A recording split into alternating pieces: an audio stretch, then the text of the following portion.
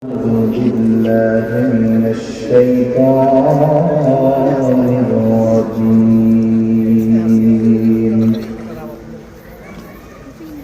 بسم الله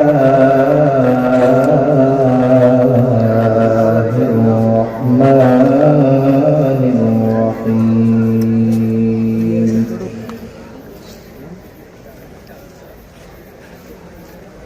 إن الله يأمركم أن تؤدوا الأمانات إلى أهلها وإذا حكمتم بين الناس أن تحكموا بالعدل إن الله نعم ما يعظكم به إن الله كان سميعا بصيرا. وقال رسول الله صلى الله عليه وسلم: لا إيمان لمن لا أمانة له، أو كما قال النبي صلى الله عليه وسلم: صدق الله العلي العظيم وصدق رسوله النبي الكريم، ونحن على ذلك من الشاهدين والشاكرين، والحمد لله رب العالمين. سبحانك لا علم لنا إلا ما علمتنا إنك أنت العليم الحكيم. اللهم صل على محمد وعلى آل محمد كما صليت على إبراهيم وعلى آل إبراهيم إنك حميد مجيد. اللهم بارك على محمد وعلى آل محمد كما باركت على إبراهيم وعلى آل إبراهيم إنك حميد مجيد.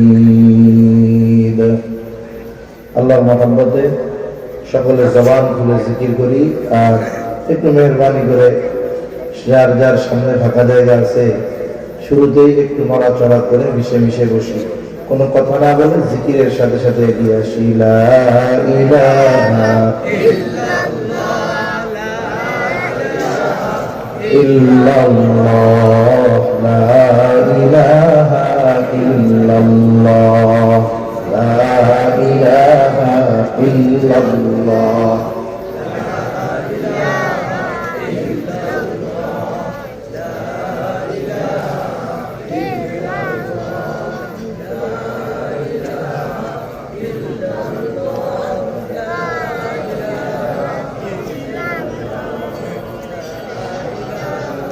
illallah, la ilaha illallah, la ilaha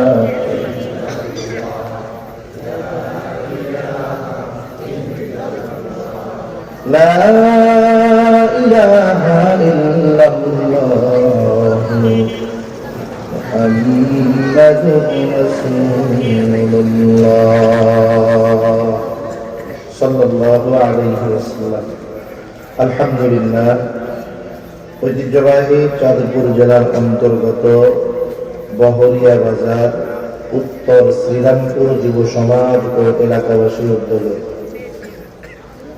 উত্তর শ্রীরামপুর বাইতুল আমিন জামে মসজিদ ঈদগাহ ময়দানে দশম বার্ষিক 2 দিনব্যাপী ওয়াজ ও দোয়ার মাহফিল।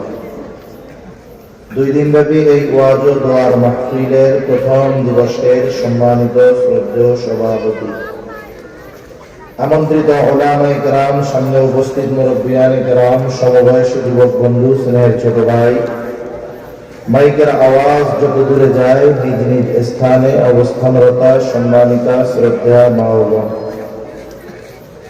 আল্লাহ রাব্বুল আলামিনের দরবারে অগণিত শুকর যে মহান মালিক হায়াতে বরকত দিয়ে সুস্থ রেখে তার মহান হুকুম এশার নামাজ জামাতের সাথে আদায় করবার পর হাদিসের ভাষায় এ জান্নাতের বাগানে আসার বসার কিছু দ্বীনি কথা বলবার এবং শ্রবণ করবার সুযোগ যে মহান মানিব আমাদের দান করেছেন, সে মহান মানিবকে খুশি করার জন্য মহব্বতের সাথে জবান খুলে অন্তর থেকে আমরা একবার কালিমাতুশ শুকর পাঠ করি, আলহামদুলিল্লাহ। অগণিত দুরূদ ও সালাম সাইয়্যিদুল আম্বিয়া, আশরাফুল আম্বিয়া, খাতামুল আম্বিয়া, ইমামুল মুরসালিন, রাহমাতুল লিল আলামিন, মুহাম্মাদুর রাসূলুল্লাহ সাল্লাল্লাহু আলাইহি ওয়াসাল্লামের উপর মাগরিবের পর থেকে নিয়ে এশা পর্যন্ত খুবই গুরুত্বপূর্ণ আলোচনা আপনারা শ্রবণ করেছেন। আমার পরেও বিজ্ঞ উলামা হযরত আলোচনা করবেন, বিশেষ করে হাফেজ মাওলানা কারি মিজানুর রহমান কুতুবপুরী সাহেব। এরপরে আজকের মাহফিলের প্রধান আকর্ষণ যিনি আল্লামা নজির আহমদ সাহেব হাফিজাহুল্লাহ, ওনারাও খুবই গুরুত্বপূর্ণ আলোচনা করবেন। এই মধ্যবর্তী সময়ে কিছু কথা আপনাদের খেদমতে পেশ করবার নিয়তে পবিত্র কোরআনুল কারীমের অন্যতম প্রসিদ্ধ সূরা সূরাতুন নিসা 58 নম্বর আয়াত ও রাসূল আকরাম সাল্লাল্লাহু আলাইহি ওয়াসাল্লামের অগণিত হাদিস থেকে একটা হাদিস পাঠ করেছি। আল্লাহ তাআলার কাছে তৌফিক চাই, আল্লাহ তাআলা কিছু কথা আপনাদের খেদমতে বলার সুযোগ আমাকে দান করেন, যে কথাগুলো আমাদের সবার দুনিয়া এবং আখিরাতের জন্য কল্যাণ করা হয়। সকলে জবান খুলে বলি আমিন। এই দ্বীনি মাহফিল এটা দুনিয়ার সর্বোত্তম মজলিস।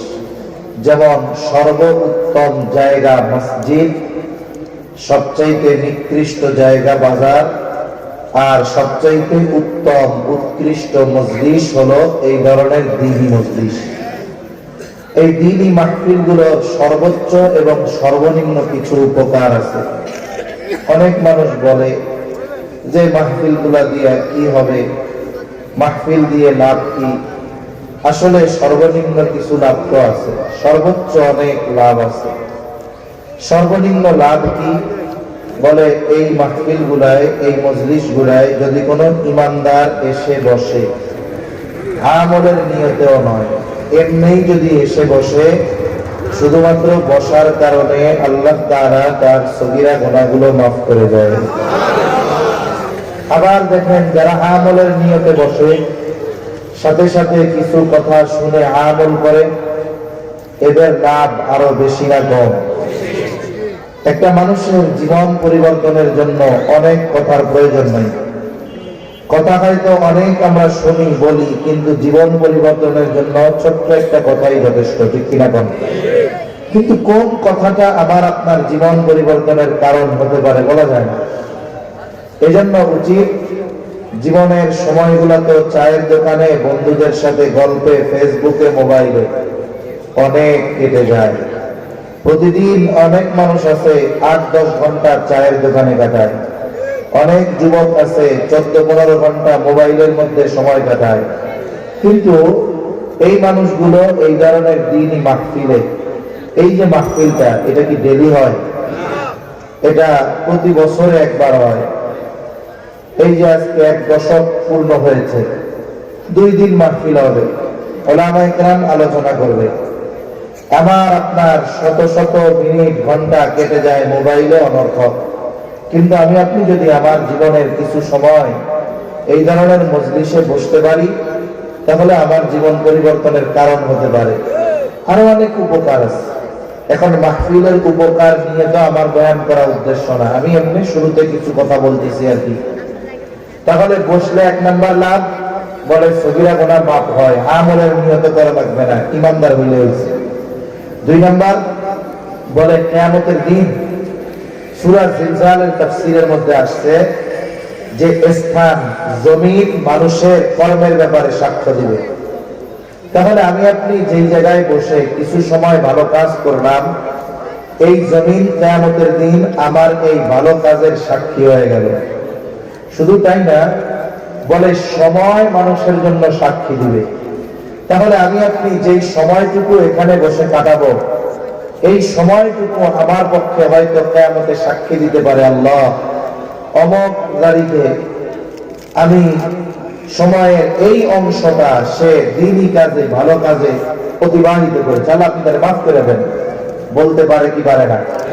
এজন্য আমাদের পক্ষে সাক্ষী বাড়বে, সগীরা গুনাহ মাফ হবে, হয়তো খেয়াল দিয়ে শুনলে আমাদের জীবন পরিবর্তনের কারণ হয়ে যেতে পারে। এজন্য এই ধরনের মজলিসগুলা যেহেতু হাদিসের ভাষায় জান্নাতের বাগান, দুনিয়ার সর্বোত্তম মজলিস, মাহফিল যেখানেই হোক, বয়ান যেই করুক, আমাদের উচিত এই ধরনের মজলিসে কিছু সময় দেওয়া। আল্লাহ তৌফিক দান করেন। সম্মানিত উপস্থিতি, আমি আপনাদের খেদমতে যে আয়াতখানা তিলাওয়াত করেছি, উক্ত আয়াতের মধ্যে আল্লাহ তাআলা আমাদেরকে 2টা বিষয়ের নির্দেশ দিয়েছেন। কয়টা বিষয়? 2টা বিষয়, খুবই গুরুত্বপূর্ণ 2টো বিষয়। এই আয়াতের কথা বলার আগে আয়াতের শানে নুজুল তথা এই আয়াত নাজিল হওয়ার কারণটা যদি আমরা একটু জানি, তাহলে পরবর্তী কথাগুলো বুঝতে আমাদের জন্য হয়তো সহজ হবে। হিজরতের পূর্বে রাসূল আকরাম সাল্লাল্লাহু আলাইহি ওয়াসাল্লাম যখন মক্কায়, তিনি যখন প্রকাশ্যে দাওয়াত দেওয়া শুরু করলেন, ওনার আপনজন, প্রিয়জন, আত্মীয় স্বজন অনেক মানুষ ওনার বিরুদ্ধে চলে গেল। রাসূলুল্লাহ সাল্লাল্লাহু আলাইহি ওয়াসাল্লামকে তারা বিভিন্নভাবে কথার মাধ্যমে, কাজের মাধ্যমে তারা কষ্ট দিত। হিজরতের কিছুকাল পূর্বে রাসূল আকরাম সাল্লাল্লাহু আলাইহি ওয়াসাল্লাম একদিন কাবা ঘরের ভেতরে ঢোকার ইচ্ছা করলেন। তৎকালীন সময়ে, জাহেলিয়াতের সময়ও মানুষ 2টা কাজকে খুব সম্মানের কাজ বলে অভিহিত করত। 1 নাম্বার কাজ বলে হাজীদেরকে পানি পান করানো, 2 নাম্বার কাজ বলে বাইতুল্লাহর চাবি বহন করার দায়িত্ব। এই 2টা কাজকে মানুষ খুবই সম্মানের কাজ বলে মনে করত। তা বাইতুল্লাহর চাবি বহনের দায়িত্ব ছিল ওসমান ইবনে তালহার হাতে। তিনি প্রতি সোম, বৃহস্পতিবার বাইতুল্লাহর দরজা খুলে দিতেন, সবাই ভেতরে যাইত, ইবাদত বন্দেগী করত। ওরা তো মূর্তি রাখছিল, মূর্তি পূজা করত, আর নবীজি ভেতরে গিয়ে এক আল্লাহর ইবাদত করতেন। আবার যদি কারো এমনি সময় যাওয়ার প্রয়োজন হইতো, ওসমান ইবনে তালহার কাছ থেকে চাবি নিয়ে খুলে ভেতরে যাইতে পারতেন। রাসূল আকরাম সাল্লাল্লাহু আলাইহি ওয়াসাল্লাম একদিন ওসমান ইবনে তালহার কাছে চাবি চেয়ে বললেন, ওসমান, বাইতুল্লাহর চাবিটা একটু দাও, আমি একটু ভেতরে যাব। ওসমান ইবনে তালহা তখনও কাফের, আর নবীকে তো কাফেররা বিভিন্ন ভাবে কষ্ট দেয়। ওসমান ইবনে তালহা নবীকে উল্টাপাল্টা কথা বলা শুরু করলো। সাথে ছিলেন হযরত আলী রাদিয়াল্লাহু তাআলা আনহু। ওসমান ইবনে তালহার কাছ থেকে চাবিটা কেড়ে বাইতুল্লাহর দরজা খুলে দিলেন। নবীজি বাইতুল্লাহর মধ্যে ঢুকতেছে, আর ওসমান ইবনে তালহারে বলতেছে, ওসমান, আজকে তোমার কাছে চাবিটা চাইলাম, তুমি আমারে চাবিটা দিলা না, কিন্তু অচিরেই এমন এক সময় আসবে যখন এই চাবিটা আমার হাতে থাকবে, ওই দিন আমি যাকে খুশি তাকে এই চাবি বহনের দায়িত্ব প্রদান করব। এই ঘটনা ইসলাম গ্রহণের পরে ওসমান ইবনে তালহা বর্ণনা করছে। বলে, আমি তো চাবি দেই নাই, অনেক খোসা মারা কথা বলেছি, কিন্তু নবীজি যখন এই কথা আমাকে বলছে যে অচিরেই এই চাবি আমার হাতে আসবে এবং আমি যাকে খুশি তাকে এই চাবি বহনের দায়িত্ব দিব, এই কথাটা আমার দিলের মধ্যে এমন ভাবে গেঁথে গেছে যে আমি নিশ্চিত যে মুহাম্মদ যেটা বলছে এটা বাস্তবেই এটা হবে। আমার হাত থেকে হয়তো এই মর্যাদাপূর্ণ দায়িত্বটা ছুটে যাবে, স্বাভাবিক, আমি তো তারে সাবিল দেই নাই। তার হাতে যদি দায়িত্ব যায়, সেটা হলে আমাকে তো আর এই চাবি বহনের এই সম্মানজনক দায়িত্ব আমার আর দিবে না। বলে আমার দিলে বিশ্বাস হয়ে গেছে যে মুহাম্মদ যেটা বলতেছে এটা অচিরেই বাস্তবে পরিণত হবে। বেশি সময় লাগে নাই, 10-12 বছরের মধ্যেই মক্কা বিজয় হলো। এইবার নবীজির হাতে বাইতুল্লাহর চাবি। হযরত আব্বাস রাদিয়াল্লাহু তাআলা আনহু বলতেছেন যে হাজীদের পানি পান করানোর দায়িত্ব যেহেতু আমাদের হাতে, এখন থেকে এই চাবি বহনের দায়িত্ব আমরা বহন করব। কিন্তু আল্লাহ তাআলার ইচ্ছা ভিন্ন ছিল। ওসমান ইবনে তালহা ঈমান এনে ফেলেছে। আল্লাহ তাআলার নির্দেশ চলে আসলো যে হাবিব, আপনার হাতে তো চাবি, আপনি যাকে খুশি তাকে দিতে পারবেন, কিন্তু আল্লাহ তাআলা নির্দেশ দিলেন যে এই দায়িত্ব অথবা এই চাবি বহন করার যে আমানত, এই দায়িত্ব এটা আপনি ওসমান ইবনে তালহার কাছে ফিরিয়ে দেন। নির্দেশ কার? একটা জিনিস বুঝতে হবে, একজন আমাকে আঘাত করেছে, এই আঘাত ফিরিয়ে দেওয়ার দ্বিগুণ শক্তি আমার আছে। সে আঘাত করার পরে আমি তাকে দ্বিগুণ শক্তি দিয়ে আঘাত করতে পারবো, প্রতিশোধ দিতে পারবো। কিন্তু প্রতিশোধ না নিয়ে যদি আমি ক্ষমা করে দেই, এটাই হবে সবচাইতে বড় বীরত্ব আর মহানুভবতার কারণ। এজন্য হাদিসের মধ্যে আসছে প্রকৃত বীরকে বলে শক্তি আছে একজন মাইরা দিলে একটা 10টা মাইরা দেয়, এটা বীর না। বলে যে ক্রোধের সময়, রাগের সময় নিজেকে নিয়ন্ত্রণ করতে পারে, এটা হলো আসল বীর।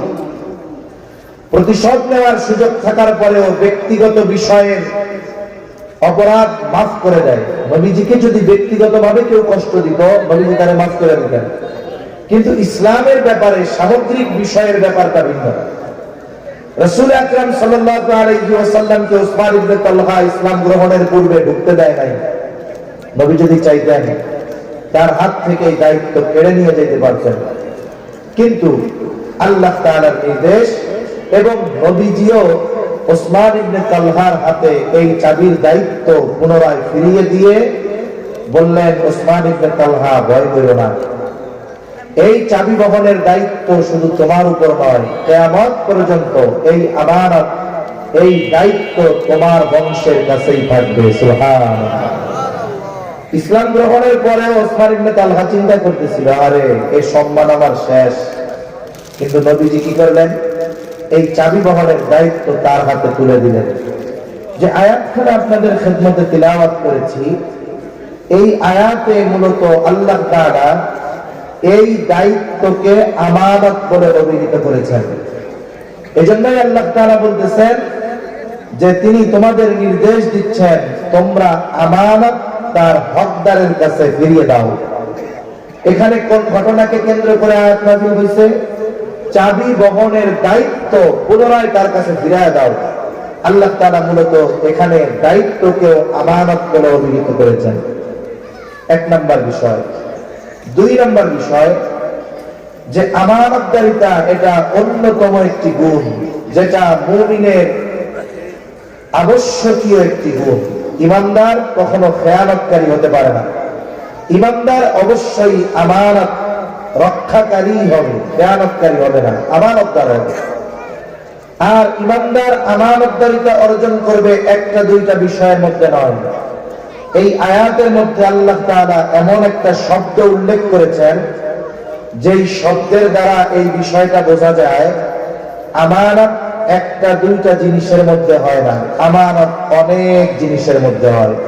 কথা কি বুঝতেছেন নাকি? এখন আমানত অনেক জিনিসের মধ্যে হয় কেমনে বোঝা গেল? আল্লাহ তাআলা এখানে বলেছেন, ইন্নাল্লাহা ইয়া'মুরুকুম আন তুআদ্দুল আমানাত। এই আমানত শব্দটি হলো বহুবচন। বাংলা, ইংরেজি আর আরবির মধ্যে একটু তফাৎ আছে। বলে ইংরেজি বাংলায় এক বচন, এরপরে বহুবচন, আর আরবির মধ্যে এক বচন, দ্বিবচন, তারপরে বহু বচন। তার মানে বোঝা গেল আমানত একটা দুইটা বিষয়ের মধ্যে থাকে না, আমানত অনেক বিষয়ের মধ্যে থাকে। বলেন আমানত কত বিষয়ের মধ্যে থাকে? অনেক বিষয়ের মধ্যে থাকে। এখন সব বিষয়গুলো এক মজলিসে বলা সম্ভব না, আবার সবকিছু বলার সময় মনেও আসে না। অনেক কিছু আছে আমরা বলার নিয়ত করি, গাড়িতে বসে বসে চিন্তা করি এইগুলা বলবো, কিন্তু দেখা যায় এখানে এসে বসার পরে ওইগুলা মনে নাই, অন্য কিছু পাওয়া লাগছে। এটা আল্লাহ তাআলার ইচ্ছা। তাহলে দুইটা বিষয় আমরা জানলাম। এক নাম্বার, আমানত অনেক জিনিসের মধ্যে হয়। দুই নাম্বার, দায়িত্বটাও কিন্তু আমানতের একটা প্রকার। এখন আসেন আমরা এবার মূল আয়াতের দিকে যাই। আল্লাহ তাআলা এই আয়াতে আমাদেরকে দুটো বিষয়ের নির্দেশ দিয়েছেন। কয়টা বিষয়? জোরে জবাব দিতে হবে। কয়টা বিষয়? দুই বিষয়। আপনারা কিন্তু ওই এলাকার লোক না যে মুখ বন্ধ করে এরকম খেতামুড়ি দিয়ে ওয়াজ শুনবেন আর ঘুমাবেন, না না। আপনারা চাঁদপুরের মানুষ, এজন্য আপনাদের জবানটারেও উচ্চ আওয়াজে জবাব দেওয়ার জন্য প্রস্তুত রাখতে হবে। প্রস্তুত আছেন তো ইনশাআল্লাহ? আল্লাহ তৌফিক দান করেন। তাহলে এই আয়াতের মধ্যে আল্লাহ তাআলা আমাদেরকে কয়টা বিষয়ের নির্দেশ দিয়েছেন? দুই বিষয়। আল্লাহ তাআলা বলেন, ইন্নাল্লাহা ইয়া'মুরুকুম আন তু'আদ্দুল আমানাতি ইলা আহলিহা।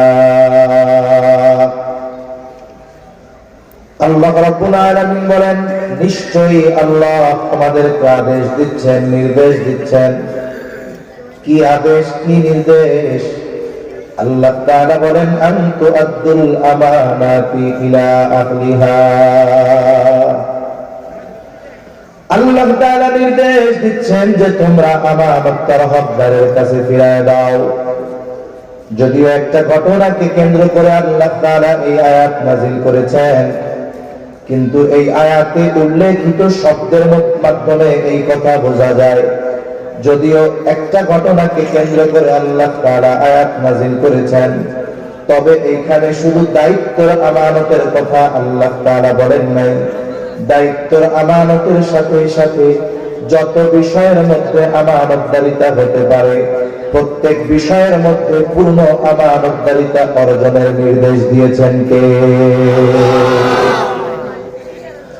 আল্লাহ রাব্বুল আলামিন বলেন, এইখানে মূল বিষয়টা হলো বান্দা তোমরা আমানতদার হয়ে যাও, তোমরা আমানতের গুণে গুণান্বিত হও।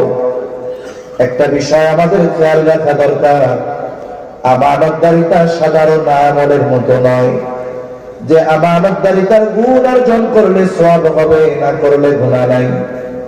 বিষয়টা বোঝার দরকার, আমানতদারিতার সম্পৃক্ততা শুধু আমলের সাথে নয়, বরং প্রত্যেকটা মুমিনের আমানতদার হওয়া দরকার। এই কারণে আমানতদারিতার গুণের সম্পর্ক হলো ঈমানের সাথে। এজন্য যার মধ্যে আমানতদারিতার কমতি থাকে তার ঈমানের মধ্যে সমস্যা হয়ে যায়। এখন বলেন তো, ঈমানে যদি কারো সমস্যা হয়ে যায়, তার আমল যদি অনেকও হয়, ওই আমল হয়তো তার কাজে নাও লাগতে পারে। এজন্য আমানতদারিতা হলো মুমিনের ভূষণ। ঈমানের অবিচ্ছেদ্য একটা অংশ হলো আমানত। আর খেয়ানত করা এটা মুনাফিকের আলামত। হাদিসের মধ্যে নবীজি মুনাফিকের আলামত গুলো জানায় দিয়েছেন। আমাদের সকলের কম বেশি আলামত গুলো জানা আছে, এরপরেও আবার একটু স্মরণ করা দেই। বলে মুনাফিকের আলামত কি? নবীজি বলেন, ইদা হাদ্দাথা কাযাবা। মুনাফিক যখন কথা বলে মিথ্যা কথা বলে। দুই নাম্বার, ইদা ওয়াদা আখলাফা। ওয়াদা করলে ওয়াদা খেলাফ করে। ইদা তুমিনা খানা। আমানতের খেয়ানত করে। চার নাম্বার আরেক হাদিসে একটা বাড়ায় এসেছে, ওয়া ইদা তাখাসামা ফাজারা। মুনাফিকের সাথে যখন কারো ঝগড়া হয়, মুনাফিক মন্দ অশ্লীল বকাঝকা করে। এগুলো কার আলামত? জবান খুলে বলেন, জোরে বলেন, কার আলামত? মুনাফিকের আলামত। পাতলা বালিশ আনতে বললে ভালো হয়। মিথ্যা কথা বলা, ওয়াদা খেলাফ করা, আমানতের খেয়ানত করা, ঝগড়া লাগলে গালাগালি দেওয়া, তার আলামত জোরে গণ। কিন্তু আফসোসের বিষয়, এই চারটাই একসাথে অনেক নামাজির মধ্যেও পাওয়া যায়, আছে না নাই? হাজির মধ্যেও পাওয়া যায়, নামাজির মধ্যেও পাওয়া যায়। আমাদের জন্য করণীয় বিষয় হলো, কারো মধ্যে যদি এই আলামত গুলো থাকে বের করে ফেলা। বলে একটা রোগ আছে, তার নাম হলো ক্যান্সার। ক্যান্সার এমন এক জীবাণু, বলে এটা যদি মানব দেহে বিস্তার ঘটায় ফেলতে পারে, ওই ব্যক্তির মৃত্যুর কারণ হয়ে যেতে পারে। এই ক্যান্সারের জীবাণুর চাইতে বেশি মারাত্মক হলো মুনাফিকের আলামত। বলে ক্যান্সার মানুষের জীবন ধ্বংস করে, ঈমান ধ্বংস করতে পারে না, কিন্তু মুনাফিকের আলামত কারো মধ্যে যদি পূর্ণ বিস্তার লাভ করে ফেলে, তার জীবন ধ্বংস না করলেও তার ঈমান ধ্বংস করে ফেলে। এজন্য এই মুনাফিকের আলামত আমাদের মধ্যে যদি কারো থাকে, আমরা এইটাকে কি করব? বাইর করে ফেলবো, ডিলিট করে দিব, ফরম্যাট করে দিব। মুনাফিকের আলামত গুলোর মধ্যে একটা আলামত হলো ইদা তুমিনা খানা, আমানতের খেয়ানত করা। আর মুমিনের ভূষণ আমানতের হেফাজত করা। আমার আপনার নবীজি আমানতদার নবী ছিলেন। কেমন আমানতদার নবী? বলে এই আমানতদারিতার গুণ নবুয়তির পরে নবীজি অর্জন করেছেন, বিষয়টা এমন নয়, বরং নবীজি নবুয়তির বহু আগে আমানতদারিতার গুণ নবীজি অর্জন করেছেন। এই জন্য নবুয়তির বহু আগে কাফেররাই আমার আপনার নবীজির উপাধি দিয়েছে আল আমিন, বিশ্বস্ত আমানতদার। আমরা সেই আমানতদার নবীর উম্মত। আমাদের আমানতের অবস্থা কি? আসলে আমরা জানি কোন কোন বিষয়ের মধ্যে আমানতদারিতা হয়। এক নাম্বার, আমাদেরকে আমানতদারিতার অর্জন করতে হবে এক নাম্বারের লেনদেনের মধ্যে, আদান প্রদানের মধ্যে। টাকা পয়সা, জমি জাতি, ধন দৌলত, এই ধরনের যত লেনদেন সংক্রান্ত বিষয় আছে, এইগুলোর মধ্যে আমাদেরকে আমানতদারিতার গুণ অর্জন করতে হবে। কিন্তু দেখা যায় অনেক ভালো মানুষ আছে, মুত্তাকি মানুষ বলে তারা আমরা চিনি, নামাজি মানুষ, হাজি মানুষ, দেখা যায় যুগের পর যুগ, বছরের পর বছর অন্যের সম্পদ ভক্ষণ করে, বন্ধের সম্পদ ভক্ষণ করে, বন্ধেরকে তারা হক দেয় না, অন্যান্য অনেক মানুষের সম্পদ মেরে খায়, এমন লোক আছে না? এজন্য কেউ যদি কোনো কিছু আমার কাছে পায়, যিনি পায় তার যদি মনে নাও থাকে, আল্লাহর আদেশ যে সে বুঝে গেছে, যাক তোমার মনে আছে, তুমি নিজ দায়িত্বে তার হক তার কাছে ঘুরাই দিবা। লেনদেন সংক্রান্ত বিষয়ের ব্যাপারটা আমাদের কম বেশি জানা আছে, এই জন্য এই বিষয়টা নিয়ে আমি আর লম্বা কথা বলবো না। তাহলে এক নাম্বার, আমাদেরকে আমানতদারিতার গুণ অর্জন করতে হবে লেনদেনের মধ্যে। কিসের মধ্যে? জোরে কম। এখন বলেন, কারো কাছে কারো বোন যদি সম্পদ পায়, বোনের যদি নাও থাকে, জানা যদি নাও থাকে, ফেরত দিতে হবে কি হবে না? কেউ যদি কারো কাছে কোনো টাকা পয়সা পায়, সে ভুলে গেছে, আমার মনে আছে, বলেন ফেরত দিতে হবে কি হবে না? কতজন আছে চিন্তা করে, ওর মনে নাই, তাহলে আর দেওয়ার দরকার নেই, এই সুযোগ আছে নি? নাই। তাহলে এক নাম্বার, আমরা আমানতদারিতা অর্জন করবো লেনদেনের মধ্যে। দুই নাম্বার, বলে আমানতদারিতা শুধু লেনদেনের মধ্যে নয়, কথাও কিন্তু আমানত হয়। নবীজি সাল্লাল্লাহু আলাইহি ওয়াসাল্লাম বলেন, ইযা হাদাসা আর-রাজুলু সুম্মা ইলতাফাতা ফাহিয়া আমানাতুন। নবীজি বলেন, আমাদের মধ্যে তোমাদের কাছে যখন কেউ কোনো কথা বলে, ইযা হাদাসা আর-রাজুলু, যখন কোনো মানুষ কথা বলে, সুম্মা ইলতাফাতা, এবার কথা কয় আর এদিকে সেদিকে তাকায়, ডানে বামে তাকায়, সামনে পেছনে তাকায়, বলে এই লোকটা কথা বলে আর এদিকে সেদিকে তাকায়, যেই কথা আমার আপনার কাছে বলে, নবীজি বলেন ফাহিয়া আমানাতুন, ওই কথাটাও আমানত হয়ে যায়। একজন মানুষ যখন কথা বলার সময় এদিকে সেদিকে তাকায়, এর দ্বারা আমরা কি বুঝি? যে সে চায় না তার কথা আমি ছাড়া কেউ শুনুক। সে চায় না যে সে কথাটা আমারে বলতেছে আমি ছাড়া কেউ জানুক, অথবা কেউ তাকে দেখতে পাক যে সে আমার কাছে কথাটা বলতেছে।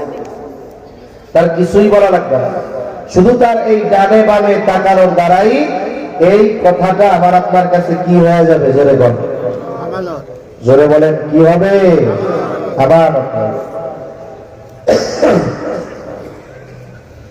এখন আমানত যেই কথা, ওই কথা কি একজনের কাছে বলা যাবে? জোরে বলেন, বলা যাবে? যাবে না। কিন্তু আমাদের অভ্যাসটা হলো একেবারে ব্যতিক্রম। বলে কেউ যদি কোনো কথা বলার পরে আমার আপনার কাছে বলে, হুজুর আপনার কাছে কথাটা বললাম, আপনি আর কারো কাছে কইেন না, কাজ সারা। এখন ওই কথা আমি যতক্ষণ আর একজনের কাছে না কই আমার ততক্ষণ আর ভালো লাগে না। এইবার কি হয়? বলে লোকটা কথা বলে আমার আপনার চোখের আড়াল হওয়ার আগে আমি পাশের থেকে আমার বন্ধুকে ডাক দিয়া বলি, বন্ধু ওই লোকটারে চিনি? বলে হ্যাঁ চিনি। বলে আমারে খুব বিশ্বাস করে, আমার কাছে একটা গোপন কথা বলছে, কারো কাছে বলতে মানা করছে, আমি শুধু তোমার কাছে বললাম, খবরদার তুমি কিন্তু কাউরে করো না। এরকম কয় কি কয় না? এইবার ওই বন্ধু আর একজন গিয়ে বলে, ইমাম সাহেব আমার বন্ধু মানুষ, খুব ভালো, মিথ্যা কথা কয় কখনো? তাই না, না হুজুরের মতো লোক হয়, মুত্তাকি পরহেজগার বুজুর্গ। বলে অমকের ব্যাপারে হুজুর আমাকে একটা কথা বলছে, কারো কাছে বলতে মানা করেছে, আমি শুধু তোমারে বললাম, তুমি কিন্তু কাউরে করো না। এইরকম একজন আর একজনের কাছে বলে আর বলে, আমি শুধু তোমারে বললাম, তুমি কাউরে বইলো না। দেখা যায় ফজরের পরে যেই কথা বলছিল কারো কাছে বলা মানা ছিল, জোহর হইতে হইতে ওই কথা 100 জনের কাছে পৌঁছায় যায়।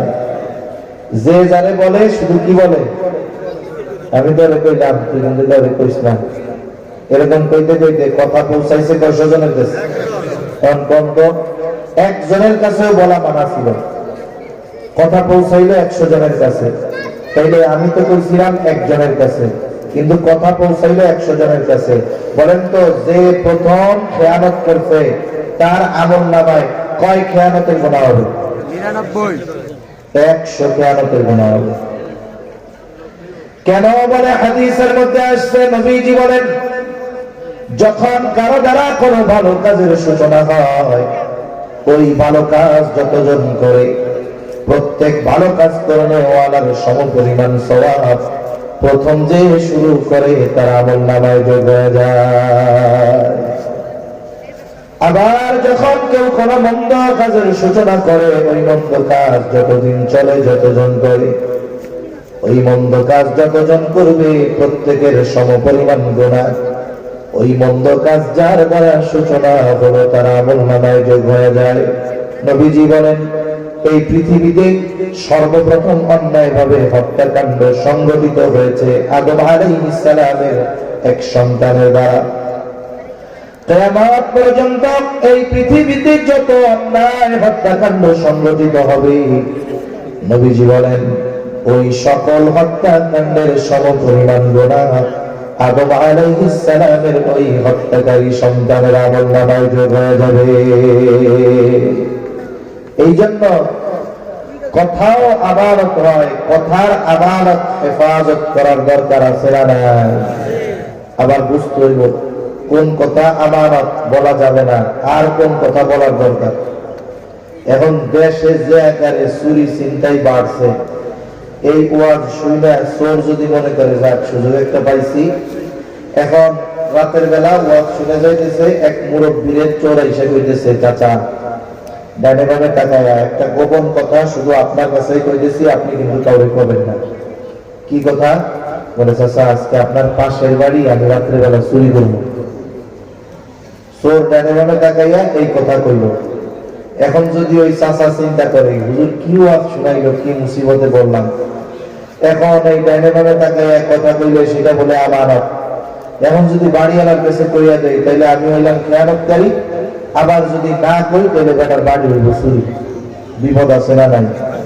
এখন কম তো এই ধরনের কথা যদি কেউ বলে, এই কথা কি গোপন রাখা যাবে নাকি? উপরন্তু এই কথা বইলা দেওয়াটাই দায়িত্ব। এখন যদি এমন কোনো কথা কেউ বলে যেই কথার দ্বারা মানুষের ক্ষতি হবে, ইসলামের ক্ষতি হবে, দ্বীনের ক্ষতি হবে, এইরকম কথা যদি কেউ আমার আপনার কাছে পায় দইরা কইয়া যদি কয় যে কারো কাছে কইয়েন না, কম তো এরকম কথা গোপন রাখা যাবে নাকি? এরকম কথা গোপন রাখা যাবে না। অনেক সময় অনেক মানুষ আমার আপনার কাছে এসে তার ব্যক্তিগত অনেক কথা বলে, যে কথাগুলোর দ্বারা যদি মানুষ জেনে যায় তার সম্মান নষ্ট হয়ে যাবে। মনে করেন কথার কথা, ইমাম সাহেব, তাকে সব মুসল্লি ভালোবাসে।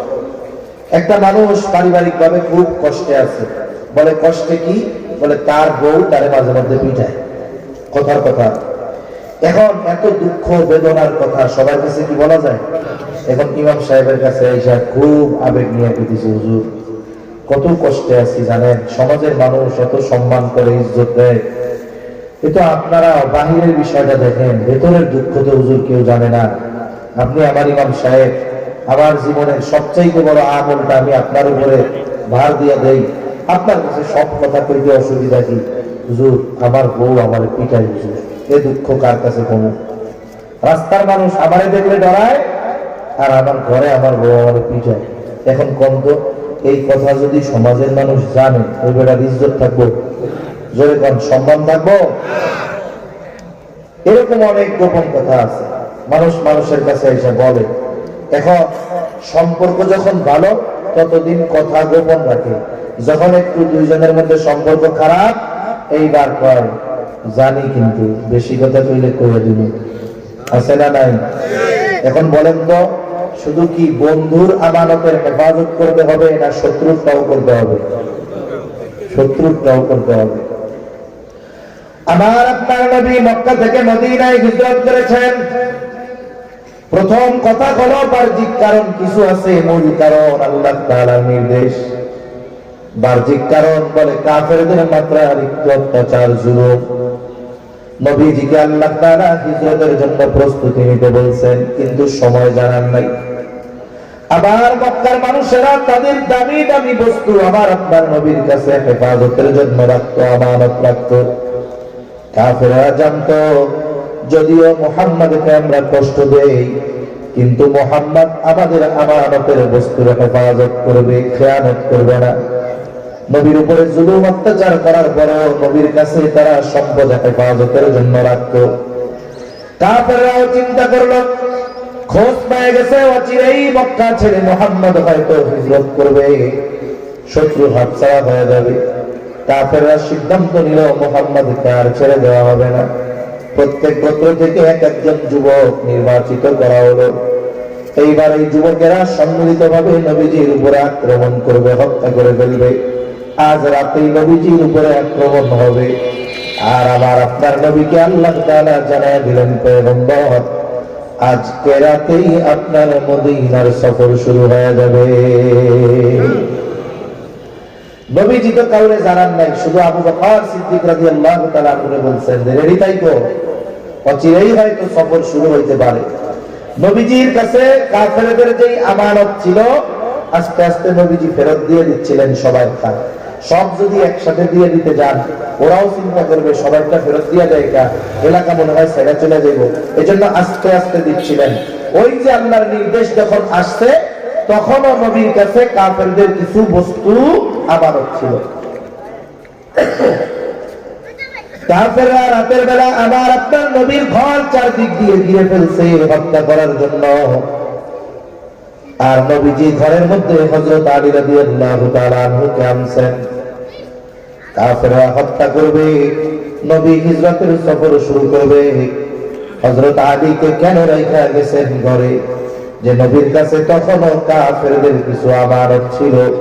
আলী রাদিয়াল্লাহু তাআলা আনহুকে নির্দেশ দিলেন, আলী কাফেরদের সম্পদ যথাযথভাবে প্রত্যেক বস্তু তার মালিকের কাছে পৌঁছায়া দিবা, এরপরে তুমি মদিনার উদ্দেশ্যে সফর শুরু করবা। চিন্তা করে দেখেন, কাফেররা হত্যা করার জন্য নবীর ঘর চারদিক দিয়ে ঘিরে রাখছে। যারা নবীকে হত্যা করতে এসেছে, নবী তাদের মাল যথাযথভাবে তাদের কাছে পৌঁছানোর ব্যবস্থা না করে হিজরত শুরু করেন না। আমরা হইলে কি করতাম? চিন্তা করতাম যাদের কারণে দেশ ছাড়া লাগতেছে, যারা আমার মায়েরা বলতে চায়, ওদের সম্পদ ফেরত দেওয়া কি দরকার? নিজে মুফতি সাহেব হইয়া ফতোয়া দিয়া, নিজে মন গড়া ফতোয়া দিয়া ওই সম্পদের মালিক নিজের বানাইয়া বলতাম এগুলো নিয়ে যাওয়া যায় যাচ্ছে, ঠিক কিনা কম?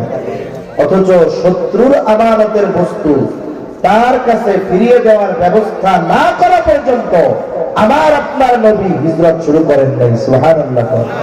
আমরা সেই নবীর উম্মত, মনে রাখতে হবে শত্রুর আমানতের হেফাজত আমরা করব, শত্রুর সাথে কোনো খেয়ানত করব না। তাহলে 1 নাম্বার লেনদেনের মধ্যে আমানতদারিতা অর্জন করতে হবে। 2 নাম্বার কথাও আমানত হয়। 3 নাম্বার দায়িত্ব আমানত। আল্লাহ তাআলা এই আয়াতে মূলত দায়িত্বের কথা বলেছেন। দায়িত্বটাকে এখন তো আমানত মনে করা হয় না, বরং দায়িত্ব পাইলে এটাকে গনিমত মনে করা হয়। এমন এক জামানা অতিবাহিত হয়ে গেছে যখন মানুষ দায়িত্ব নিতে চাইতো না, জোর করে দায়িত্ব দেওয়া যাইতো না। আর এখনকার মানুষ দায়িত্ব নেওয়ার জন্য প্রতিযোগিতা করে। দায়িত্ব নেওয়ার প্রতিযোগিতা আছে না নাই? আরে চেয়ারম্যান ইলেকশন হবে এক ইউনিয়নে, ক্যান্ডিডেট 30 জন, সবাই চেয়ারম্যান পদপ্রার্থী। এখন মনে করেন নির্দিষ্ট একজনের মার্কার উপরে নির্বাচন হবে।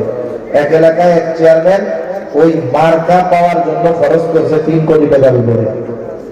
মার্কা পাওয়ার জন্য উপরের নেতাদের বকশিশ ঘুষ দিছে কয় কোটি টাকা। এবার পোস্টার ছাপাইছে নির্বাচনের আগে যে এত নাম ইউনিয়ন পরিষদের আসন্ন ইউনিয়ন পরিষদ নির্বাচনে চেয়ারম্যান পদপ্রার্থী অমুক ভাইকে তমুক মার্কায় ভোট দিয়ে অত্র ইউনিয়নবাসীর সেবা করার সুযোগ দান করুন। এরকম লেখে কি লেখে না? এখন বলেন তো, যেই লোক 3 কোটি টাকা ঘুষ দিয়ে মার্কা কিনতে পারে, ওই লোকের জনগণের সেবা করার জন্য চেয়ারম্যান হওয়া লাগবে? তো টাকাই আছে, টাকা পয়সা তোর আছে, যদি সেবা কর। তার মানে এই দায়িত্বের মধ্যে কিছু মধু আছে, মজা আছে, এই জন্য দায়িত্ব নিতে চাই, ঠিক কিনা বলেন? এই করোনাকালীন সময় ইংল্যান্ডের প্রধানমন্ত্রী, কোন দেশের প্রধানমন্ত্রী জোরে বলেন? ইংল্যান্ডের প্রধানমন্ত্রী, ওর নাম কি, ক্যামেরন জানি, ও বলতেছে যে আমি প্রধানমন্ত্রীর পদ ছেড়ে দিব। কেন? বলে এই প্রধানমন্ত্রীর দায়িত্ব পালন করতে গিয়ে আমি আমার সংসার চালাইতে পারতেছি না। আরে বলে কয় কি বলদের বলো? ও বলে প্রধানমন্ত্রী হয়ে সংসার চালাইতে পারতেছে না। আর আমাদের দেশে কেউ যদি কোনো মতে মেম্বার হইতে পারে, ফকিন্নির পোড়াও যদি মেম্বার হয়, ও 5 বছর মেম্বার থাকলে জুতা পাই দেওয়ার টাকাও যদি না থাকতো, 5 বছর পরে ও 5 তলা বাড়ির মালিক হয়ে যায়, ঠিক কিনা? আর ওই দেশ যুক্তরাজ্যের প্রধানমন্ত্রী বলতেছে যে আমি প্রধানমন্ত্রীর দায়িত্ব ছেড়ে দিব। কেন?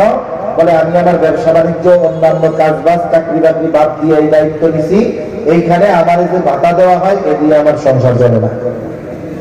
আর আমাদের দেশে মেম্বার হইতে পারলে ওর পেছনে ফিরে তাকানো লাগে না, ঠিক কিনা বলে? অবস্থাটা কি চিন্তা করেন? এই দেশে দায়িত্ব নিতে পারলেই তো কাম সারা। আর যদি চেয়ারম্যান হইতে পারে তাইলে ওর কি কামাই, চিন্তা করে দেখছেন? অথচ অতীতের মানুষকে জোর করে দায়িত্ব দেওয়া যায় নাই। আমাদের ইমাম আজম আবু হানিফা রাহমাতুল্লাহি আলাইহি খলিফা মনসুরের সাথে রাস্তার মধ্যে দেখা হয়ে গেছে বাজারে। খলিফা মনসুর ইমাম আবু হানিফাকে বলে, ইমাম, প্রধান বিচারকের দায়িত্বের চেয়ার খালি, আপনি প্রধান কাজী, প্রধান বিচারকের দায়িত্ব নেন। কত বড় অফার, কত বড় প্রস্তাব! ইমাম আবু হানিফা সাথে সাথে খলিফারে বলে, এই দায়িত্ব আমি নিতে পারবো না। খলিফার মেজাজ গরম হয়ে গেল। এত বড় দায়িত্বের প্রস্তাব দিলাম, মুখের উপরে প্রস্তাব ফিরাইয়া দিল। হাতের মধ্যে ছিল চাবুক, চাবুকটা দিয়া ইমাম আবু হানিফার গায়ে মারছে এক বাড়ি। ক্ষমতার একটা পাওয়ার আছে, দায়িত্বের একটা পাওয়ার আছে, পোশাকের একটা পাওয়ার আছে, ঠিক কিনা বলে? পোশাক পরে পরে কেউ জনগণের সেবক হয়, কেউ জালেম হয়, ঠিক কিনা বলে? কেউ দায়িত্ব নিয়ে জনগণের সেবক হয়, আর কেউ জালেম হয়। খলিফা মনসুর, খলিফা তার একটা প্রভাব সহ্য হয় নাই, মুখের উপরে প্রস্তাব ফিরাইয়া দিল। এই জন্য চাবুক দিয়া বাড়ি মেরে দিছে। খলিফা মনসুর যখন রাজপ্রাসাদে ফিরে গেছে, খলিফা মনসুরের চাচা খলিফা মনসুর বলে, মনসুর, কাজটা তুমি ভালো করো নাই। ইমাম আবু হানিফার গায়ে চাবুক দিয়া বাড়ি মারছো, কাজটা ভালো করো নাই, তার কাছে মাপ চাও। অনেক সময় আছে মানুষ রাগান্বিত অবস্থায় অনেক কঠিন জিনিস করে ফেলে, কিন্তু রাগ চলে গেলে ওই কর্মের জন্য লজ্জিত হয়, ঠিক কিনা গো? বাড়ি যখন মারছিল তখন তো মেজাজ গরম, এখন ক্ষমা চাইতে যাবে মেজাজ নরম, লজ্জা লাগতেছে। খলিফা মনসুর চিন্তা করলো, আসলে তো কাজটা ভালো হয় নাই, ক্ষমা চাওয়ার দরকার। নিজের যাইতে লজ্জা লাগে, নিজের একান্ত সহযোগী ব্যক্তিকে বলে, যাও আমার পক্ষ থেকে ইমাম আবু হানিফার কাছে ক্ষমা চায় আসো। সাথে সাথে এক ফুলে স্বর্ণ মুদ্রা দিয়ে দিল, যে ইমাম আবু হানিফাকে বলবা খলিফার পক্ষ থেকে এটা আপনার জন্য হাদিয়া। লোকটা গেছে ইমাম আবু হানিফার কাছে, গিয়া বলে, খলিফা ওই সময় রাগান্বিত অবস্থায় আপনারে আঘাত করছে, উনি খুব লজ্জিত, আপনার কাছে মাফ চাইছে, মেহরবানি করে মাফ করে দেন। ইমাম আবু হানিফা বলে, আচ্ছা মাফ করে দিলাম। এইবার ওই এক ফলে স্বর্ণ মুদ্রা ইমাম আবু হানিফার কাছে দিয়া বলে, এটা খলিফা আপনার জন্য হাদিয়া দিয়েছে, আপনি যদি খলিফার দেওয়া হাদিয়া গ্রহণ করেন তাহলে খলিফা সুনিশ্চিত হবে আপনি তাকে ক্ষমা করেছেন। ইমাম আবু হানিফা বলে, না, হাদিয়া লাগবে না, ফেরত নিয়ে যাও, মাফ করে দিস। লোকটা বারবার পিড়াপিড়ি করে, জোরাজুরি করে, বলে, খলিফা হাদিয়া দিছে, রাখেন। ইমাম আবু হানিফা বলে, তোমার খলিফা আমারে হাদিয়া দিল, এত স্বর্ণ মুদ্রা পাইল কোথায়? নিজের টাকা থেকে দিয়েছে নাকি? বলে, না। খলিফা এত মুদ্রা কোথায় পাবে? বলে, রাষ্ট্রীয় কোষাগার থেকে এটা আপনাকে দেওয়ার জন্য দিয়েছে। ইমাম আবু হানিফা বুঝলেন এই টাকার মালিক খলিফা না, টাকার মালিক হলো জনগণ, ঠিক কিনা বলে? তিনি আবার বলেন, ফেরত নিয়ে যাও। লোকটা এবার বলে, ইমাম, এই টাকাটা আপনি রাখেন, আপনি নিজের জন্য ব্যয় না করেন, আপনি মানুষদেরকে সাদাকা করে দিয়েন, দান করে দিয়েন। ইমাম আবু হানিফা বলে, শোনো, তোমার কাছ থেকে এই মুদ্রা গ্রহণ করবার পর আমি নিজের জন্য ব্যয় করি আর মানুষকে সাদাকা করে দেই, এটা কোনো বিষয় নয়, বরং তোমার খলিফা জানবে ইমাম আবু হানিফা আমার দেওয়া হাদিয়া গ্রহণ করেছে। সুতরাং এটা তো রাখা যাবেই না, বরং তুমি তোমার খলিফারে গিয়ে বলবা যে এই দায়িত্ব পালনের জন্য রাষ্ট্রীয় কোষাগার থেকে তার জন্য একটা নির্দিষ্ট ভাতা আছে। প্রধানমন্ত্রীর নির্দিষ্ট ভাতা আছে না নাই? রাষ্ট্রপতির নির্দিষ্ট ভাতা আছে না নাই? চেয়ারম্যানের নির্দিষ্ট ভাতা আছে না নাই? প্রত্যেকের নির্দিষ্ট এক ভাতা আছে।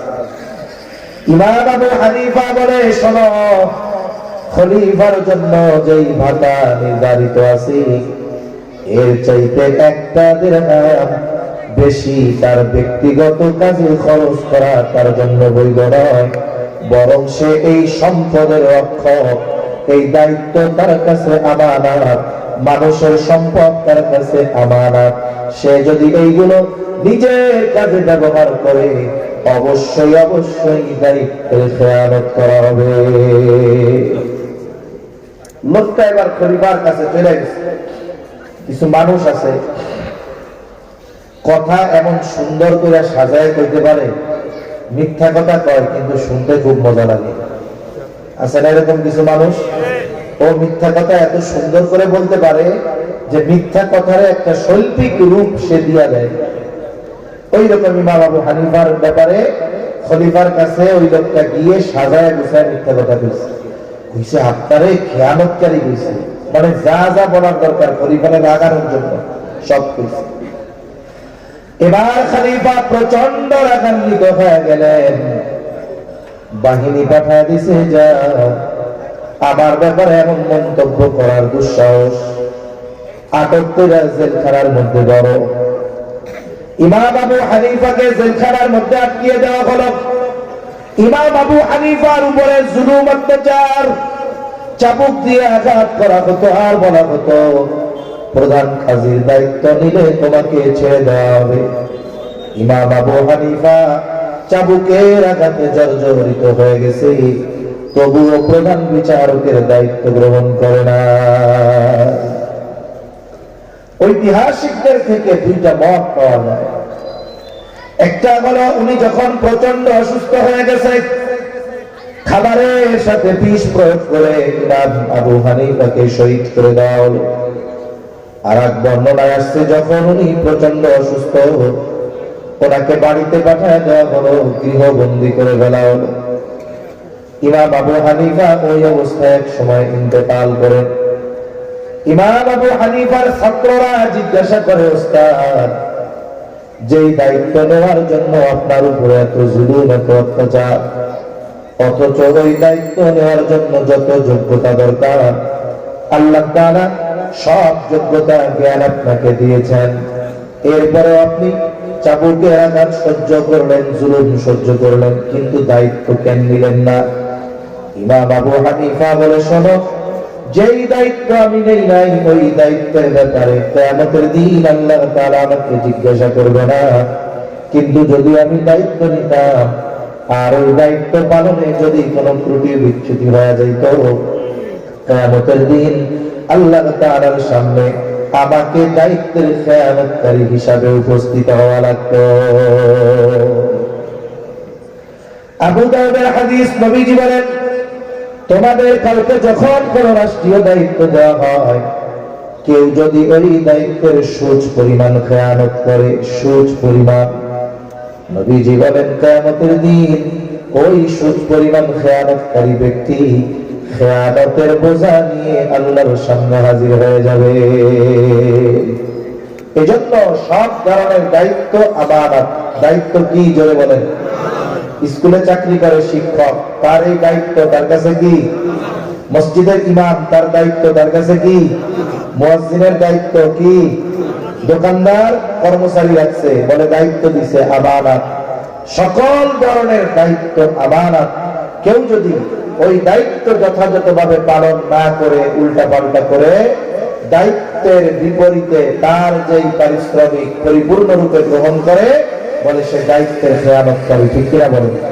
কিন্তু সরকারি অফিসগুলায় মানুষরে বসায় দেওয়া হয়েছে যেই দায়িত্ব, এই দায়িত্বটা কি বলেন? এখন ওই দায়িত্ব পালন করার বিপরীতে তাকে মাস শেষে বেতন দেওয়া হয় কি হয় না? এখন যদি ওই দায়িত্ব পালন করতে গিয়ে আমাদের কাছে আবার সাবানের টাকা যায়, দায়িত্বের খেয়ানত হবে, সাথে সাথে জুলুম করা হবে, অন্যায় ভাবে মানুষের সম্পদ মাইরা খাওয়ার গুনাহ হবে, সাথে সাথে ঘুষ খাওয়ার গুনাহ হবে। ঠিক কিনা বলেন? এজন্য আল্লাহ তাআলা ঘুষখোরের উপরে লানত বর্ষণ করছেন। আর রাশি ওয়াল মুরতাশি ওয়াল রায়েশ, যে ঘুষ খায়, যে ঘুষ দেয় আর যে মধ্যস্থতা করে, বলে সবগুলো সমান, সবগুলোর উপরে আল্লাহ রাসূলের লানত। এজন্য সরকারি দায়িত্ব যারা আছে, এই দায়িত্ব তাদের কাছে আমানত। এখন কম, এরা কি সুস পরিমাণ দুর্নীতি করে না পাহাড় পরিমাণ দুর্নীতি করে? এই দুর্নীতির কোনো সীমারেখা নেই। আগে তো 2-4-10 লাখ টাকা শুনলে অনেক টাকা মনে হইতো, ঠিক না? কিন্তু দুর্নীতিবাজরা দুর্নীতি করতে করতে এখন 200-100 কোটি টাকা আমাদের কাছে না থাকলে কি মনে হয় এটা পানি ভাত।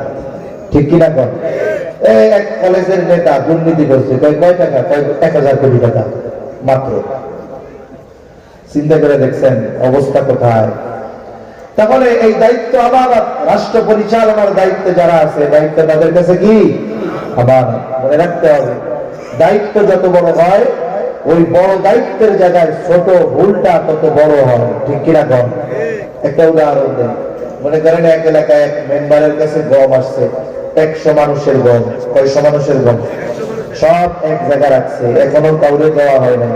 এখন বলেন তো, ওই গমগুলার প্রতিটা গমে কতজনের হক আছে?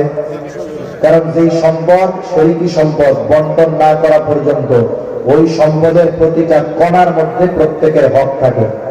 তাহলে এক গমে হক আছে কতজনের?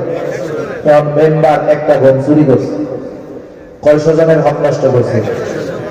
এখন মনে করেন এই গম তো আগে আসছিল ইউনিয়ন পরিষদের খাদ্য গুদামে, ওইখানে আসছিল 1000 মানুষের গম। এখন চেয়ারম্যান সাহেব ওইখান থেকে একটা গম চুরি করছে, বলেন তো কতজনের সাথে খেয়ানত হইল?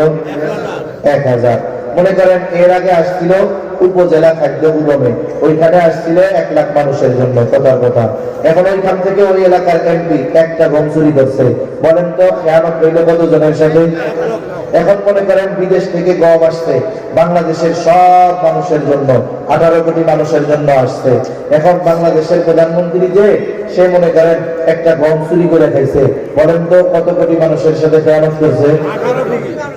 গম একটাই আছে, শুধু দায়িত্বের পরিবর্তনের কারণে খেয়ানতের পরিমাণ কত বড় হয়েছে চিন্তা করছেন? এজন্য প্রত্যেকটা দায়িত্ব আমানত, হোক সেটা সরকারি দায়িত্ব হোক সেটা বেসরকারি দায়িত্ব, আমরা প্রত্যেকটা দায়িত্বকে আমানত মনে করবো, বলেন ইনশাআল্লাহ। 4 নম্বর শরীয়তের বিধিবিধান আমানত। আল্লাহ তাআলা বলেন, ইন্না আরাদাল আমানাতা আলাস সামাওয়াতি ওয়াল আরদি ওয়াল জিবাল ফাআবাইনা আন ইয়াহমিলনাহা وأشفقن منها وحملها الإنسان। আল্লাহ তাআলা বলেন, আমি এই আমানত আসমানের কাছে, জমিনের কাছে, পর্বতের কাছে পেশ করলাম। তারা এই আমানত বহনে অস্বীকৃতি জ্ঞাপন করলো, ভীত সন্ত্রস্ত হয়ে গেল। وحملها الإنسان, মানুষ এই আমানত বহন করলো। বলে কি সেই আমানত? কেউ কেউ বলে সেই আমানত হলো কোরআন, কেউ কেউ বলেন সেই আমানত হলো আল্লাহ তাআলার বিধিবিধান, আদেশ নিষেধ একই কথা। কারণ মুমিন যারা তাদের সংবিধান হলো আল কোরআন। এই জন্য শরীয়তের আদেশ নিষেধ আমাদের উপরে আমানত। এজন্য মুফতি রফি উসমানী রাহমাতুল্লাহি আলাইহি, তকি উসমানী দামাত বরকাতুহুল আলিয়ার বড় ভাই হযরত তারেক বয়ানের মধ্যে বলে, নামাজ পড়ার নির্দেশ দিয়েছেন কে? জোরে কর আল্লাহ। তাহলে নামাজের আদেশ দিয়েছেন আল্লাহ। বলেন তো নামাজ যদি কেউ না পড়ে, নামাজ না পড়ার কারণে শাস্তি আছে না নাই? আছে। এখন কেউ যদি নামাজের আযান হলো, ওয়াক্ত হলো, নামাজ পড়ে না, আদেশটা আল্লাহ। বলে এই আদেশটা আমানত। নামাজ না পড়ার মাধ্যমে প্রথমে সে আল্লাহর আদেশের আমানতের খেয়ানত করে। 2 নাম্বার, নামাজ না পড়ার কারণে যে পাপ তার আমলনামায় যোগ হওয়ার কথা, ওই পাপও তার আমলনামায় যোগ হয়ে যায়। তাহলে আল্লাহর আদেশ অমান্য করলে প্রথমে খেয়ানতকারী হয়, এরপরে ওই পাপের শাস্তি তার জন্য বরাদ্দ থেকে যায়। নিষেধের বিষয়গুলো, হারাম খেও না, সুদ খেও না, ঘুষ খেও না, কেউ যদি আল্লাহর এই নিষেধ অমান্য করে প্রথমে খেয়ানত হয়, এরপরে যেই পাপ করে সেই পাপের যেই শাস্তি সেটাও তার জন্য বরাদ্দ করে। 5 নম্বর বলে সন্তান সন্ততি আমানত। আল্লাহ তাআলা সন্তান সন্ততি আমাদেরকে দিয়েছেন আমানত। এই জন্য কোন অভিভাবক যদি সন্তানদেরকে দ্বীন না শেখায়, ওই সন্তান নামক আমানতের খেয়ানত সে করে। 6 নম্বর বলে জানমাল আমানত। মূলত এই জানমালের মালিক আমরা না, জানমালের মালিক কে? আল্লাহ। আমরা হইলাম জান্নাতের মালিক। কিসের মালিক? যেহেতু আমরা ঈমানদার, আল্লাহ তাআলা বলেন, ইন্নাল্লাহা আশতারা মিনাল মুমিনিনা আনফুসাহুম ওয়া আমওয়ালাহুম বিআন্না লাহুমুল জান্নাহ। আল্লাহ তাআলা বলেন, তিনি ঈমানদারের জান এবং মাল জান্নাতের বিনিময়ে কিনে নিয়েছেন। কিনবেন না, কিনে নিয়েছেন। তার মানে আল্লাহ তাআলার সাথে জান্নাতের বিনিময়ে আমার আপনার জান্নাত বেচা কেনা হয়ে গেছে। তবে কথা হইল, জান্নাত এখনো আল্লাহর কাছে, জান্নাত আমার আপনার কাছে, মাল আমার কাছে থাক, জান আমার কাছে থাক, আর জান্নাত আল্লাহর কাছে থাক। কিন্তু বেচা কেনা তো হয়েছে নাকি? দেখেন একটা উদাহরণ, ওখানে যারা এক লোক সকালবেলায় ফজরের নামাজ পড়ে হাঁটতে বেরোছে। কিছু দূর যাওয়ার পরে দেখে এক লোক তার নিজের গাছের থেকে ছেঁড়া একেবারে কচি সুন্দর একটা কদু নিয়ে বসে রয়েছে রাস্তার পাশে। স্বাভাবিক, কদুর উপরে ইমানদারদের একটু আকর্ষণ বেশি। কদু তরকারিটা খুব উপকারী, যাদের উচ্চ রক্তচাপ, ডায়াবেটিস, তারপরে অন্যান্য রোগের জন্য এটা খুব উপকারী। নবীজির প্রিয় তরকারি কদু। এই চিন্তা করে এত সুন্দর কদু তো বাজারে গেলে পাওয়া যায় না। কারণ আপনি যদি বিকাল বেলা বাজার করতে যান ঢাকা শহরে, বিশেষ করে কদু কিনতে গেলে দেখবেন এইটারে 100 মানুষ খুসাইয়া ওর অবস্থা খারাপ করা হয়েছে। এখন আপনি একেবারে ফ্রেশ একটা কদু পাইছেন, হাঁটতে বেরোইছেন, কিন্তু পকেটে তো টাকা নেই। এখন আপনি ওরে বলছেন, এই বেটা কদু কি করবা? বলে চাচা বিক্রি করবো। কত বেচবা? বলে 80 টাকা। বলে ঠিক আছে, আমি তোমার কদুটা কিনলাম, কিন্তু শোনো, কদু তোমার কাছে থাকবে, আমি 1 ঘন্টা পরে এসে টাকা দিব। তুমি কি আসো? বলে হ্যাঁ চাচা, আমি 1 ঘন্টা আছি।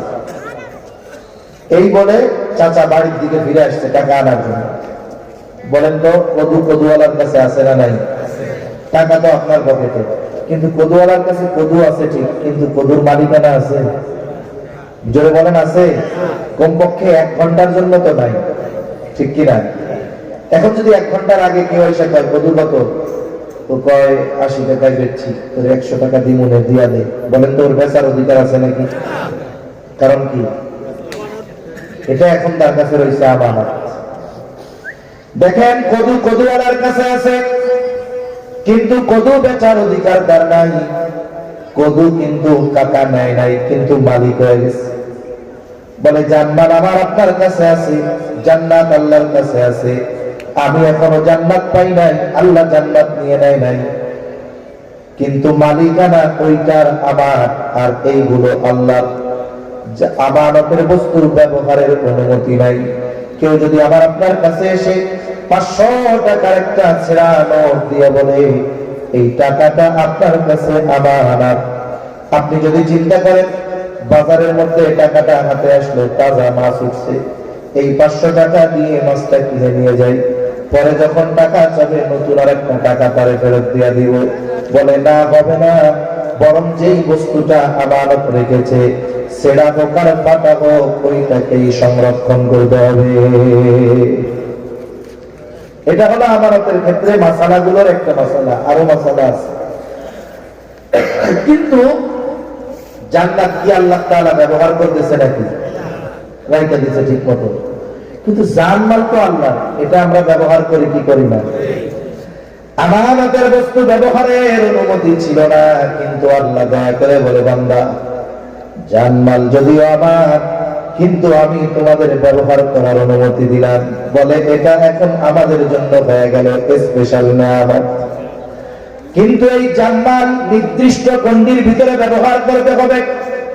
আপনি সম্পদ ব্যয় করেন, দান সাদকা করেন, মানুষকে দেন, মসজিদ বানায় দেন, মাহফিল দেন, আরে প্রয়োজনে আপনার প্রতিবেশী হিন্দু খাবার নাই, তারে খাবার কিনা দেন, আরে তারে আপনি ঘর নাই, ঘর বানায় দেন, মেয়ের বিবাহ হয় না, আপনি তারে টাকা দেন, হিন্দু অসুস্থ, আপনি তাকে চিকিৎসা করায় দেন, অসুবিধা নাই, তবে পূজার জন্য টাকা চাইলে দেওয়া যাবে?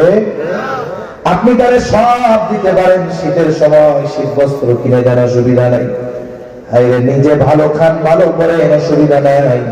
বরং নবীজি তো এক হাদিসের মধ্যে বলে, পরিবারের জন্য যেটা ব্যয় করা হয় সেটাও সাদকা, তবে অপচয় করা যাবে না, ভালো খান, ভালো করেন, কোনো সমস্যা নাই, তবে টাকা যদি কোনো গুনার কাজে ব্যয় করা হয়, বলে সেটা হবে খেয়ানত।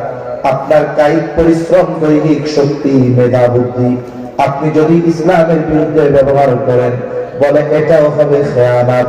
এই জন্য জানমাল আল্লাহ তাআলা আমার আপনার কাছে আমানত রেখেছে, নির্দিষ্ট গণ্ডির মধ্যে ব্যবহারের অনুমতি দিয়েছে, এর বাইরে যদি করা হয় তাহলে খেয়ানত হয়ে যায়। এরপরে বলে অঙ্গ প্রত্যঙ্গ আমানত, এই চোখ, এই পা, কান, নাক, এগুলো আমানত, এগুলোরও খেয়ানত হয়। কেমনে?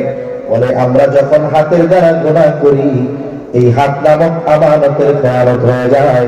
চোখ দ্বারা গুনাহ করে যুবক, চোখ নামক আমানতের খেয়ানত হয়। পায়ের দ্বারা যখন গুনাহ করা হয়, বলে পা নামক আমানতের খেয়ানত করা হয়। এই জন্য অঙ্গ প্রত্যঙ্গ আল্লাহ তাআলার পক্ষ থেকে আমানত।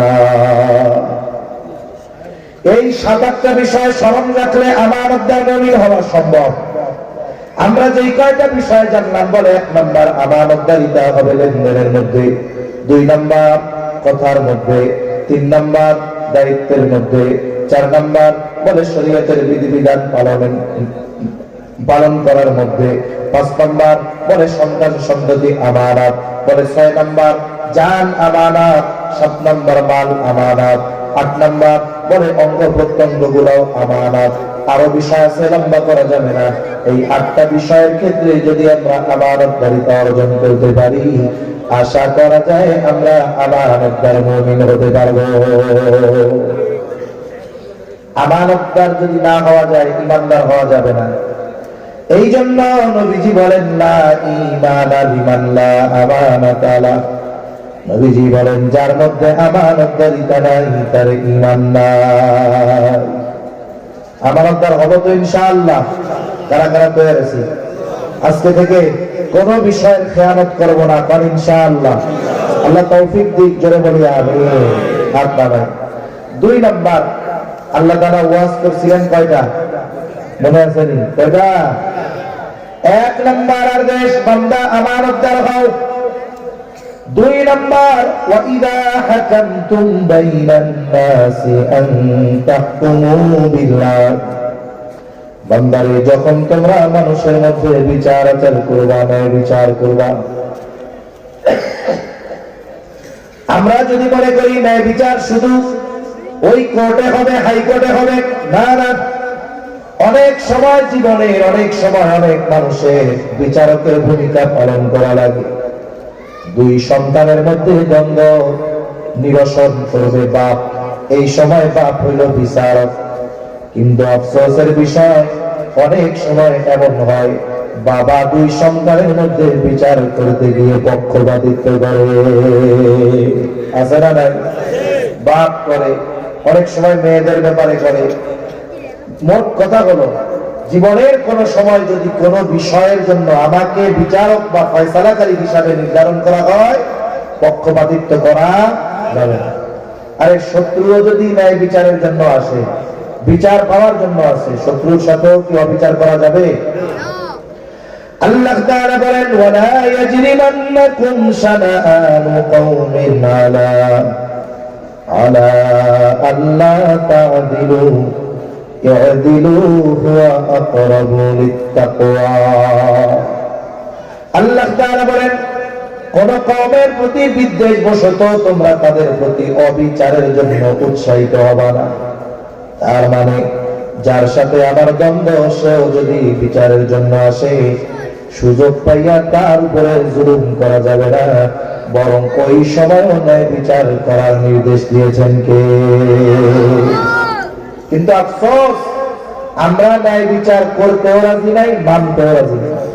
অনেক সময় একটু পাওয়ার থাকলে, কোন সময় যদি রায় বিপক্ষে যায়, তাহলে বিচারকের 14 দৃষ্টি উদ্ধার করে ছাড়ে, ঠিক কিনা কন? রায় যদি বিপক্ষে যায়, বলে তুমি প্রধান বিচারক, তাতে কি তোমার জান নিয়ে তাড়াতাড়ি আমেরিকা বলাও, নাহলে কিন্তু তুমি শেষ, ঠিক কিনা বলে? অথচ সোনালী যুগের মানুষগুলো কত প্রভাব প্রতিপত্তি সম্পন্ন হওয়ার পরেও ন্যায় বিচার মেনে নেওয়ার ইচ্ছা তাদের মধ্যে ছিল।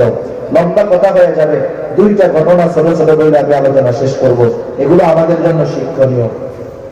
খলিফাতুল মুসলিমিন হযরত ওমর রাদিয়াল্লাহু তাআলা অর্ধজাহানের শাসক, উনি বাজারে গেছে, এক ইহুদির কাছ থেকে ঘোড়া কিনছে। ঘোড়া কেনার সময় দেখে দেখে সুন্দর মতো কিনছে, সব ঠিকঠাক, টাকা পরিশোধ করে এবার বাজারের বাইরে ঘোড়া নিয়ে এসে যখনই ঘোড়ায় উঠতে গেছে, দেখি ঘোড়ার পায়ে সমস্যা। কেনার সময় যেটা কিনছে ভালো, কিন্তু যখন বাইরে এসে উঠতে গেছে তখন দেখে পায়ে কি সমস্যা। ঘোড়া নিয়ে ফেরত আসছে, বলে তুমি আমারে ঘোড়া দিছো, খারাপ ঘোড়া, এটা ফেরত নাও। ইহুদি বলে না, খলিফাতুল মুসলিমিন আপনারে ভালো ঘোড়া দিয়েছি। অর্ধজাহানের শাসক বাজারে গিয়া ঘোড়া কিনতে গেছে, চিন্তা করা যায়। আরে আমাদের এলাকার পাতি নেতা অনেক সময় তার চেহারা দেখা যায় না। অর্ধজাহানের শাসক চলে গেছে ঘোড়া কিনতে, আবার দেখেন খারাপ ঘোড়া পাইছে, ফেরত দিতে গেছে। ইহুদি তর্কাতর্কি লাগায় দিছে, বলে না ভালো ঘোড়া দিছে। হযরত ওমর বলে শোনো, তোমার আর আমার মধ্যে দ্বন্দ্ব নিরসনে তৃতীয় আরেকজনকে ফয়সালাকারী হিসাবে নির্ধারণ করো, সে যারাই দিবে আমরা বাইনা দিব। বলে না, ইহুদি নিজের ধর্মের কাউকে ফয়সালাকারী মানে নাই। টাকায় দেখে সুরাই ফিরে দেখা যায়, বলে খলিফাতুল মুসলিমিন শুরাই আমার আর আপনার মধ্যে এই সমস্যার সমাধানের রায় দিবে। বলে হ্যাঁ, সে যা রায় দিবে আমরা মেনে নিব। এইবার শুরাই দুইজনের কথাই খেয়াল দিয়া শুনলেন, বাদী বিবাদী দুইজনের কথা।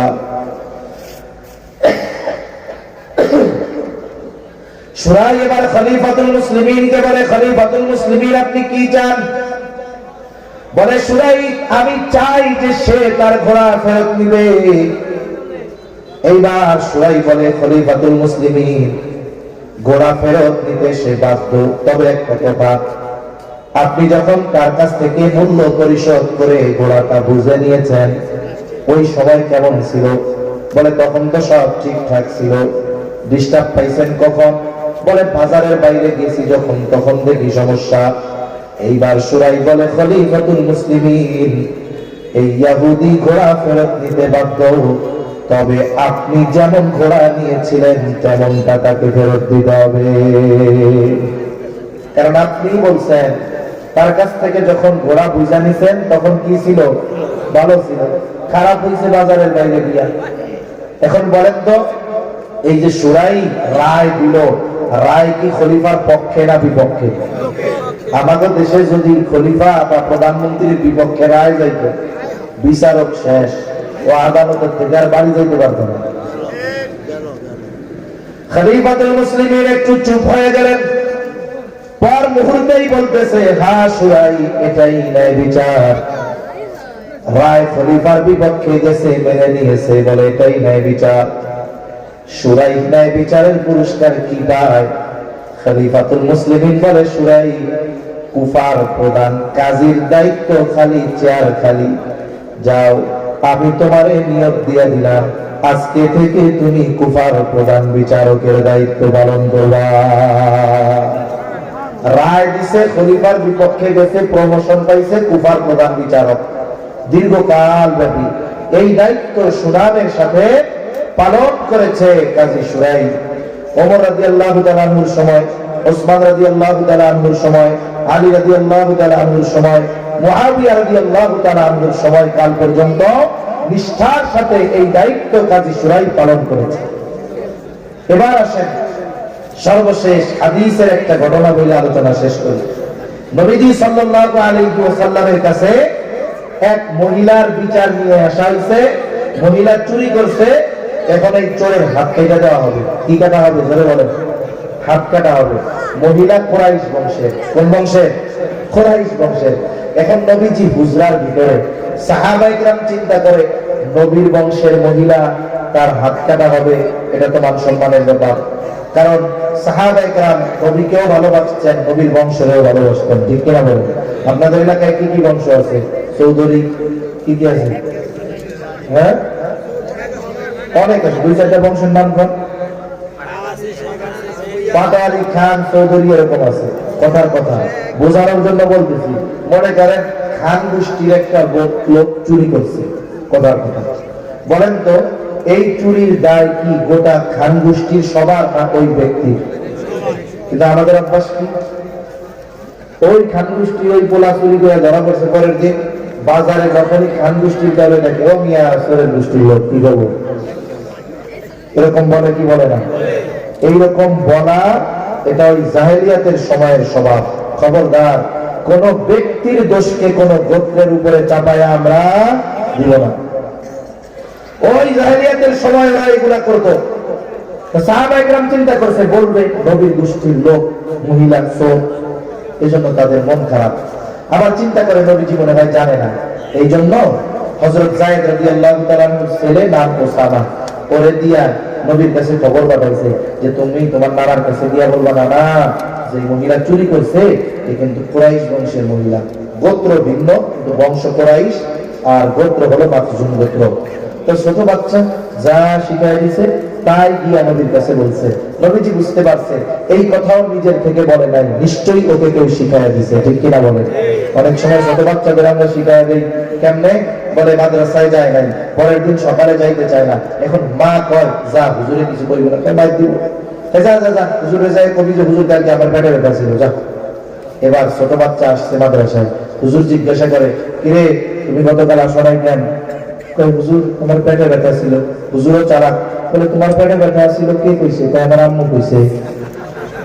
ছোট বাচ্চা আছে না এরকম, তো মাসুম বাচ্চা বোঝে না। এখন উনি যায় নবীর কাছে বলছে, নবী বুঝতে পারছে হুজরা থেকে বের হয়ে আসছে নবী 2-3 মিনিটের মধ্যে শেষ হয়ে যাবে।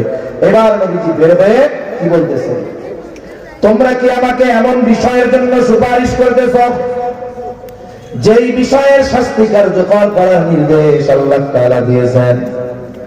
নবীজি এবার বলে, শোনো। খুতবা দিলেন নবী, বলে তোমাদের পূর্বে আল্লাহ তাআলা বহু সম্প্রদায়কে এই কারণে ধ্বংস করেছে।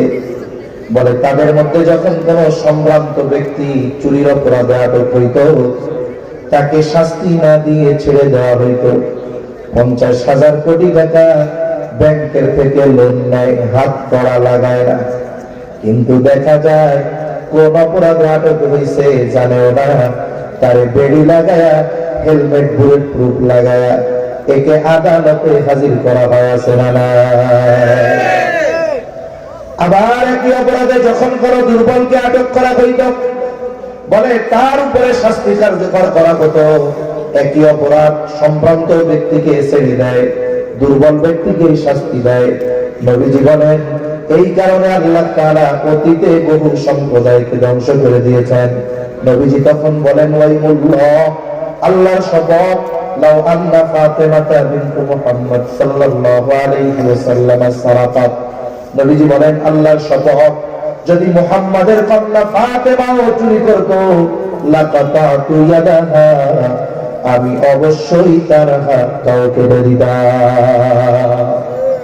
এর মানে ন্যায় বিচারের উত্তম দৃষ্টান্ত নবীজি রেখে দিয়েছেন। হায় রে, ও তো অন্য কেউ, আমার মেয়ে খাতুনে জান্নাত ফাতেমাও যদি চুরি করত, এর আমি ছায়া দিতাম না, এর ব্যাপারে ন্যায় বিচার করতাম, হাতটা কেটে দিতাম। সুবহানাল্লাহ। এখন বলেন, এই ন্যায় বিচার, ন্যায় পরায়ণতা আছে, আমানতদারিতা আছে, এই জন্য আমরা কপাল গোড়া বলে যেই জাতির মধ্যে এই দুইটা জিনিস আছে ওরা সৌভাগ্যবান। ইমাম শাফিঈ রাহমাতুল্লাহি আলাইহি বলেন, এখন জাতি গঠিত হয় ব্যক্তির মাধ্যমে, মানুষ মানুষ মানুষ মিলেই তো জাতি হয়, ঠিক কিনা বলেন? এখন আমরা যদি চিন্তা করি আমাদের রাষ্ট্রপ্রধান পরিবর্তন হইলে আমরা ও চিন্তা বাদ দেন। আমাদের আজকের প্রতিজ্ঞা, আমরা এখন থেকে আমানতদার হব, ন্যায় পরায়ণ হব, জোরে করেন ইনশাআল্লাহ। এই দুইটা ওয়াজ করেছেন কে? আল্লাহ তাআলা এবার বলেন, ইন্নাল্লাহা নি'ম্মা ইয়া'iদুকুম বিহি। এই দুইটা ওয়াজ কইরা আল্লাহ নিজে বলেন, নিশ্চয়ই আল্লাহ কতই না সুন্দর ওয়াজ তোমাদের করলেন। কেমন যেন আল্লাহ তাআলা বলে, বান্দা, এই সুন্দর দুইটা ওয়াজ জানার পর তোমরা আমল করো কি করো না আমি আল্লাহ দেখি। কি আলোচনা সমালোচনা করবা করো সেটা আমি আল্লাহ শুনি। আল্লাহ তাআলা কেন শুনে, কেন জানে, কেন দেখে? আল্লাহ তাআলা বলেন, ইন্নাল্লাহা কানা সামিয়ান বাসীরা। নিশ্চয়ই আল্লাহ তাআলা হলেন সর্বশ্রোতা, সর্বদ্রষ্টা। যদিও কণ্ঠখানিক কথা আমি বললাম, আমার কথা কই নাই, কথা কইছি কার? আল্লাহর ওয়াজ আপনাকে শোনায়া দিলাম। এখন যদি এই দুই বিষয়ের উপরে আমরা আমল না করি, আল্লাহ দেখবেন কি দেখবেন না? যদি এই দুই বিষয় নিয়ে আলোচনা সমালোচনা করি, আল্লাহ শুনবেন কি শুনবেন না? ওই কথাই আল্লাহ বলেন, বান্দা, কি করো না করো আমি আল্লাহ দেখি, কি বলো না বলো আমি আল্লাহ শুনি।